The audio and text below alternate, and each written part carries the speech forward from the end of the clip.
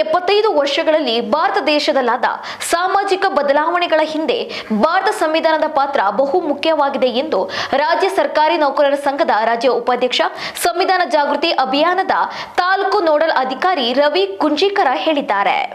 ಕೋಟುಮಚ್ಚುಗಿಯಲ್ಲಿ ಜಿಲ್ಲಾಡಳಿತ, ಜಿಲ್ಲಾ ಪಂಚಾಯತ್ ಮತ್ತು ಸಮಾಜ ಕಲ್ಯಾಣ ಇಲಾಖೆಗಳ ಸಹಯೋಗದಲ್ಲಿ ಸಂವಿಧಾನ ಜಾಗೃತಿ ಅಭಿಯಾನ ಹಮ್ಮಿಕೊಂಡಿದ್ದ ಕಾರ್ಯಕ್ರಮಕ್ಕೆ ಚಾಲನೆ ನೀಡಿ ಮಾತನಾಡಿದ ಅವರು, ಕೋಟುಮಚ್ಚುಗಿಯಲ್ಲಿ ಜಿಲ್ಲಾಡಳಿತ, ಜಿಲ್ಲಾ ಪಂಚಾಯತ್ ಮತ್ತು ಸಮಾಜ ಕಲ್ಯಾಣ ಇಲಾಖೆಗಳ ಸಹಯೋಗದಲ್ಲಿ ಸಂವಿಧಾನ ಜಾಗೃತಿ ಅಭಿಯಾನ ಹಮ್ಮಿಕೊಂಡಿದ್ದ ಕಾರ್ಯಕ್ರಮಕ್ಕೆ ಚಾಲನೆ ನೀಡಿ ಮಾತನಾಡಿದ ಅವರು, ಸ್ವತಂತ್ರ ಭಾರತದ ನಂತರ ಡಾಕ್ಟರ್ ಬಿ.ಆರ್. ಅಂಬೇಡ್ಕರ್ ಅವರನ್ನು ಕರಡು ಸಮಿತಿಯ ಅಧ್ಯಕ್ಷರನ್ನಾಗಿ ಮಾಡಿದರು.